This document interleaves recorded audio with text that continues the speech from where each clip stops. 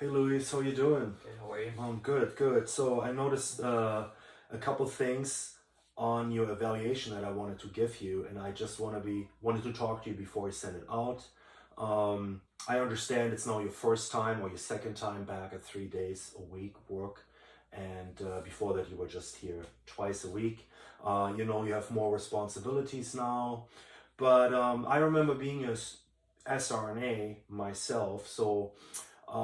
The way things went yesterday, I didn't like, but I don't want to be too rough on you with it. So I rather talk to you about it, and then when you get the evaluation, that you don't have any surprises. But I have to do it. I have to evaluate. It's my job. So, but I think we have a good relationship, and so that's why I can talk to you about these things. So, a couple notes I made here, and you can give me your input if you want, but otherwise we go straight to the evaluation.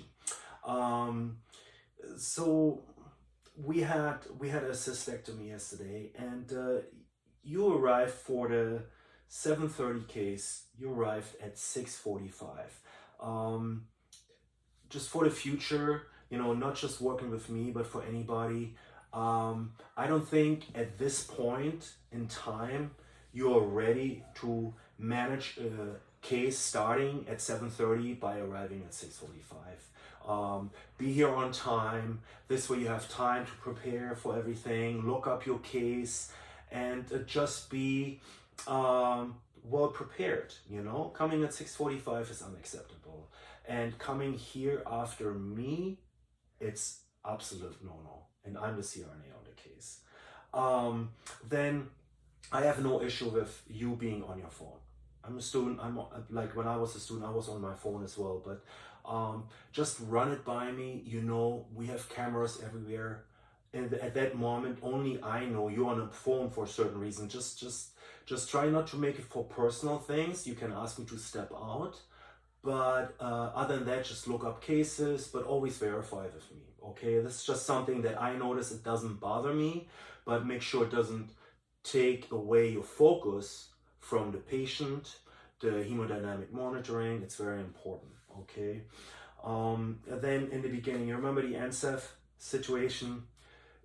And this goes back now to being here on time. If you're here on time, you're not rushed, and you don't miss that the patient has a penicillin allergy.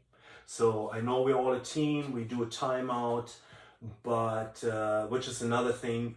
You should have waited, and you should have communicated with me, and giving the patient NSAF, it can go really down the wrong way, and we can have a real bad reaction, and then we're all in trouble. So just let's work on this better, okay?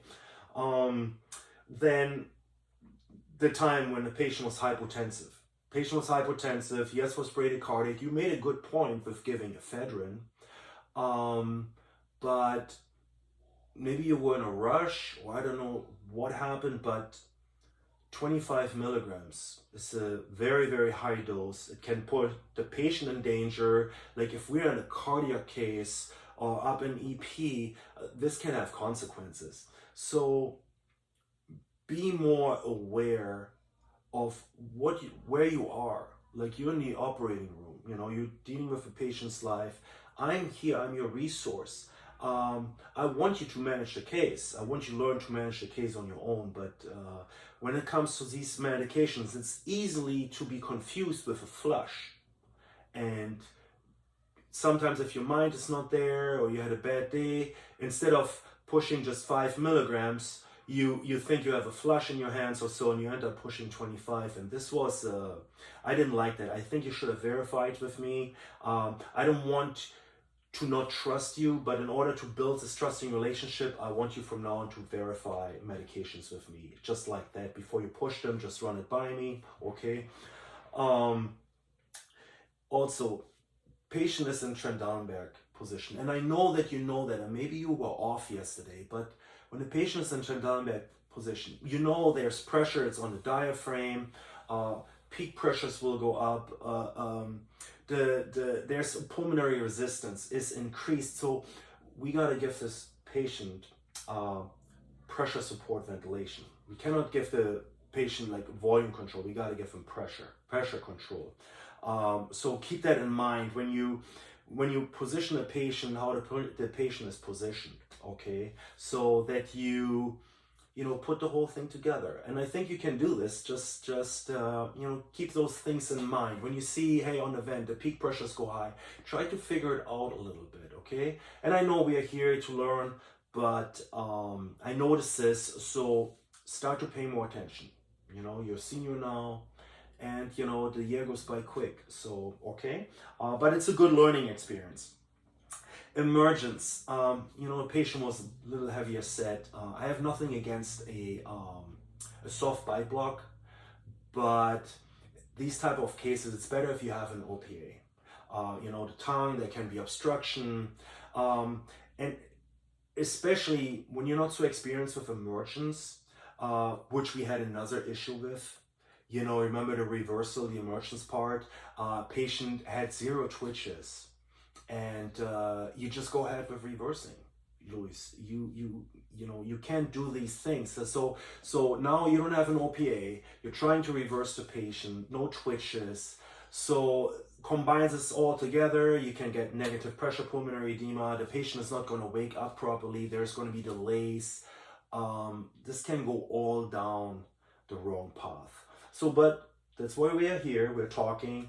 And as I said, I will send out the evaluation. So, and don't take it the wrong way. I just wanted you to know that I put certain numbers for a reason. This is not because you're not a bad student or anything, but it's just what I observed, and I want you to take this as a learning experience. And you understand, right? I mean, if I wouldn't care about you, I wouldn't be here and talking to you. So let me go over your evaluation, just really briefly. Starting going from the top, for your setup and preparation. Again, I'm giving you a 1 because timely. You were somewhat late. Parts were missing. You didn't even have a blade ready.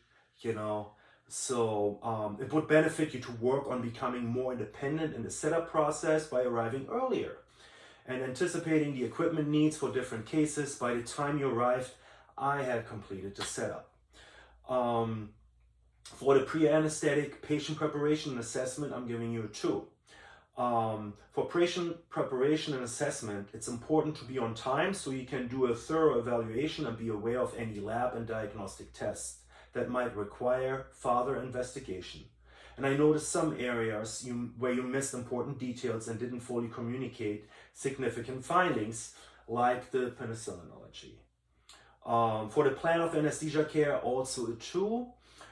Regarding the plan of anesthesia care, you must think about proper positioning. Fluid management, recognizing signs of airway obstruction, that's all crucial. During the case, the patient was on Trendelenburg, and you placed the patient in volume control when you could have put him in pressure control mode. Knowledge base, give you a 2. Knowledge comprehension of pharmacology is important, and when I asked you to administer 5 milligrams of ephedrine, you administered 25 milligrams of ephedrine. So, and this could lead to many complications. Application of knowledge base to the anesthetic patient care, I give you 2. Ventilator settings, like we discussed before, are extremely important. The ventilator is like an extension, and I have a good article on that, so I will share that with you too. This will help you, and you just read it at your leisure. Psychomotor skills, I give you a 2. I noticed upon immersion you didn't place the OPA, and the OPA is important, as we already discussed. We discussed all these parts already.